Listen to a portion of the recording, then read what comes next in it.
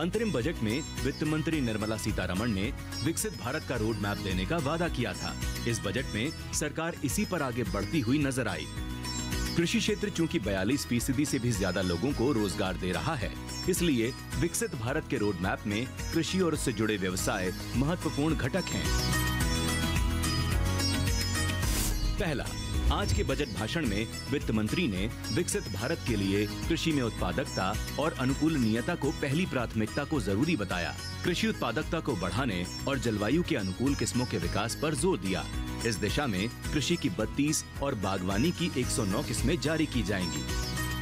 दूसरा, बजट कृषि और उससे जुड़े क्षेत्रों के लिए 1,52,000 करोड़ रुपए का प्रावधान किया गया।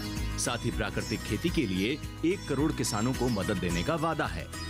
तीसरा, एफपीओ, सरकारी समितियों और स्टार्टअप को बढ़ावा देने की बात भी वित्त मंत्री ने अपने भाषण में कही। 4, झींगा की खेती, प्रसंस्करण और निर्यात के लिए नाबार्ड वित्तीय सहायता प्रदान करेगा। 5 राज्यों में जन समर्थ किसान क्रेडिट प्रदान किए जाएंगे। छठा, ग्रामीण अवसंरचना सहित ग्रामीण विकास के लिए 2.66 लाख करोड़ रुपए का प्रावधान किया गया है और पीएम ग्राम सड़क योजना का चौथा चरण शुरू होगा। 25,000 गांवों तक नई सड़क बनाई जाएगी। 7वां, 3 वर्षों के दौरान डीपीआई में किसानों और उनकी जमीन को शामिल किया जाएगा।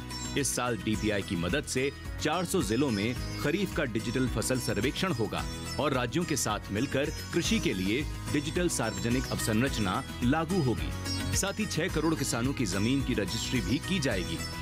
8वां, बजट में युवाओं के लिए 2 लाख करोड़ रुपए का प्रावधान किया गया है। सहकारी क्षेत्र में सरकार का प्रणालीगत, व्यवस्थित और चौतरफा विकास पर जोर है। इसके लिए केंद्र सरकार राष्ट्रीय सहकारी नीति लाएगी।